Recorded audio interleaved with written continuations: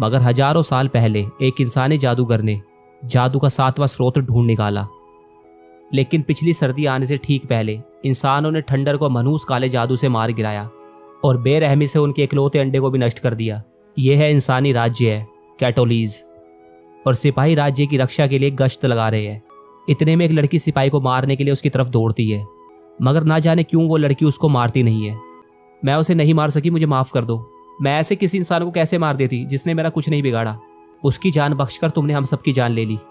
अब आगे।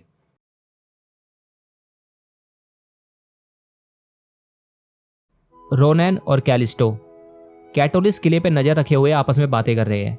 और रोनैन कहता है वो लोग हमें जरूर ढूंढ रहे होंगे। कैलिस्टो कहता है हम 5 लोग काफ़ी नहीं होंगे, रायला को भी अपने साथ ले लेते हैं। मगर रोनैन मना कर देता है।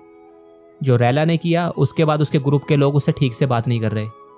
अपने आप पे शर्मिंदा रैला उनसे बात करने की कोशिश करती है, मगर कोई फ़ायदा नहीं, कोई भी उससे ठीक से बात नहीं करता।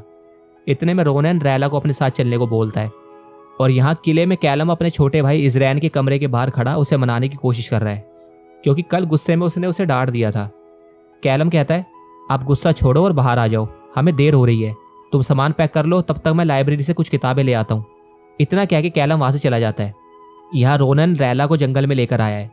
रोनन कहता है तुमने जो किया उसके बाद मैं तुम्हें अपने साथ मिशन पर नहीं लेके जा सकता, इसलिए तुम यहीं पर बैठकर हमारे आने का इंतजार करोगी, और अगर हम कल सुबह तक नहीं आए तो घर चली जाना।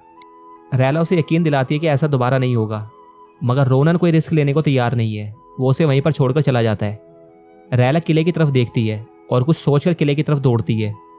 यहाँ कैलम लाइब्रेरी में कुछ किताबें ले रहा होता है, तभी किताब के कुछ पन्ने अपने आप पलट जाते हैं। इतने में हंसती हुई क्लोडिया यहाँ पर आती है। इसने ही जादू से ऐसा किया था। कैलम कहता है क्या बात है, तुम तो शानदार जादू करती हो। इसके जवाब में क्लोडिया अपने हाथ में पकड़ी एक क्रिस्टल बॉल उसे दिखाती है और कहती है ये तो एक आसान सा मंत्र था, और ये है प्राचीन पत्थर। ये जादू के 6 मुख्य स्रोत में से किसी एक में से अपनी शक्ति लेता है। कैलम कहता है तुम कितनी किस्मत वाली हो क्लोडिया, जो तुम्हें जादू सीखने का मौका मिला। काश मैं तुम्हारी जगह ले पाता।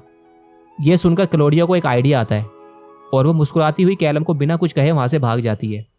यहाँ राजा हैरो अपने कक्ष में खड़े किसी चिंता में डूबे हुए हैं। तभी वेरेन वहां पर आता है और कहता है सिपाही मून शैडो एल्विस को ढूंढने में नाकामयाब रहे और अगले 1 घंटे में सूरज भी डूब जाएगा, मगर आप चिंता ना करो, मेरा बेटा सोरेन और बाकी के सैनिक आपकी हिफाजत में तैनात हैं। राजा हैरो कहता है लगता है वक्त आ गया, मुझे मेरी गलतियों की सजा मिलने वाली है। वीरेन कहता है आप निराश ना हो, मैं और मेरी बेटी क्लोडिया कोई ना कोई उपाय निकाल लेंगे। हैरो कहता है मुझे पता है तुम्हारा उपाय कहाँ से निकलेगा, काले जादू से। मैंने हर मुसीबत को तुम्हारे काले जादू से हल करा, और देखो आज हम कहाँ खड़े हैं। जाओ मुझे अकेला छोड़ दो। जैसे ही वीरेन कमरे से बाहर आता है, क्लोडिया उसके पास आती है और कहती है मुझे मुसीबत का उपाय मिल गया। यहाँ कैलम एक बार फिर से इज़रैन के कमरे के बाहर खड़ा उसे बाहर निकलने को बोल रहा है, मगर वो देखता है कि कमरे में इज़रैन नहीं है। कैलम घबरा जाता है। इतने में एक सिपाही आता है और उसको कहता है राजकुमार आपको महाराज ने बुलाया है। यहाँ रैला जंगल में गश्त लगाते सिपाहियों से बसते बसते महल की तरफ बढ़ रही है। कैलम राजा के पास आता है।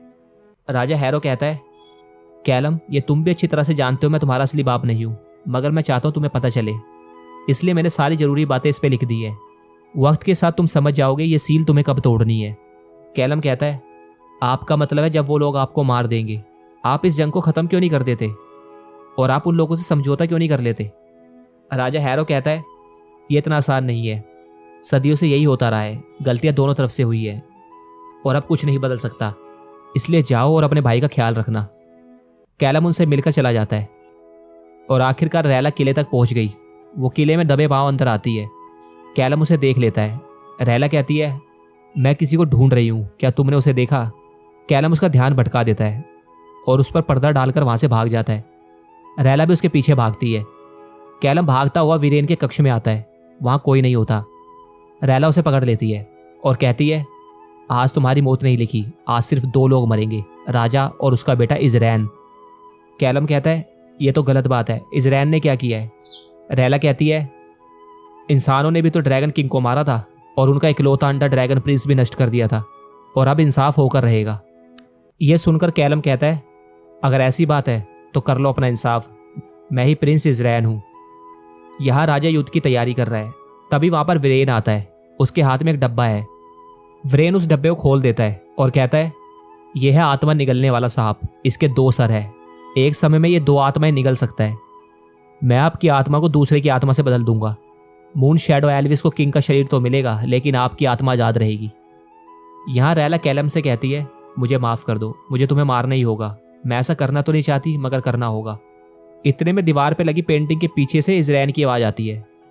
कैलम उसको जाने को बोलता है, मगर रैला पेंटिंग को हटाती है। सामने एक खुफिया टनल है जिसमें इजरैन खड़ा है, और रैला को पता चलता है कि कैलम झूठ बोल रहा था, असली इजरैन ये है। इजरैन रैला से कहता है, ये मेरा दोस्त बिट है, आपसे मिलकर खुशी हुई।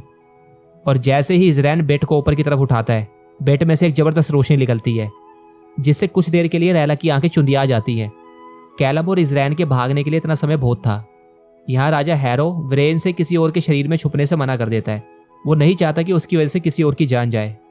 राजा हैरो कहता है, मैं एक राजा की मौत मरना पसंद करूंगा, मगर कायर बनकर छुपना नहीं। और तुम्हारे काले जादू ने हमेशा विनाश ही किया है।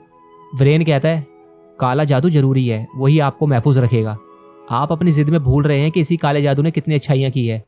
हैरो कहता है, कौन सी अच्छाई? ड्रैगन को मारने की अच्छाई? ड्रैगन के अंडे को नष्ट करने की अच्छाई? मून शैडो आज हमारे दुश्मन बन गए हैं, कौन सी अच्छाई की बात कर रहे हो तुम? व्रेन कहता है, अंडे को नष्ट करने से ही साम्राज्य बचा है, बल्कि पूरी इंसानियत बची है। मैं आपकी जान बचाना चाहता हूँ। आपके लिए कोई भी सिपाही अपनी जान देने के लिए तैयार है। हैरो कहता है, और क्या तुम तैयार हो मेरे लिए जान देने को? व्रेन डर जाता है और कुछ बोल नहीं पाता। राजा कहता है, जाओ यहाँ से। व्रेन चला जाता है। यहाँ कैलम और इजरैन गुफा में छुपने की जगह ढूंढ रहे हैं, मगर सामने कुछ पत्थर लगे हुए हैं जिसके कारण रास्ता बंद है। इजरैन पत्थरों को छूता है जैसे वो कोई पहेली सुलझा रहा हो। तभी जमीन पर एक रास्ता खुलता है जो नीचे की तरफ जा रहा होता है। वो दोनों नीचे आते हैं। ये एक खुफिया कमरा है। इजरैन वहां आने वाले रास्ते को बंद कर देता है, मगर रैला उस रास्ते को खोलकर नीचे आ जाती है। इजरैन कहता है, यह नहीं हो सकता, तुम कैसे आई? रैला कहती है, जैली खाना अच्छी बात है, मगर हाथ धो लेने चाहिए। मैंने उन पत्थरों को दबाया जिन पर तुम्हारे जैली के निशान थे। रैला कमरे को देखती है। उसमें बहुत सा ऐसा भयानक सामान पड़ा था जो काला जादू करने के लिए प्रयोग किया जाता है। रैला ये देखकर और गुस्से में आ जाती है और इजरैन को मारने के लिए आगे बढ़ती है। इजरैन कहता है, इससे पहले तुम मुझे मारो, मैं तुम्हें कुछ दिखाना चाहता हूँ। रैला कहती है, कोई चालाकी नहीं। इजरैन कहता है, ऐसा नहीं है। और जैसे ही पास रखी किसी चीज से वो कपड़ा हटाता है, तो रैला और कैलम दोनों दंग रह जाते हैं, क्योंकि वो था ड्रैगन प्रिंस का अंडा जो अभी तक नष्ट नहीं हुआ था। अब आगे क्या होगा ये आने वाले एपिसोड्स में देखेंगे। मैं भी तो एक्साइटेड हूँ। Thank you for watching.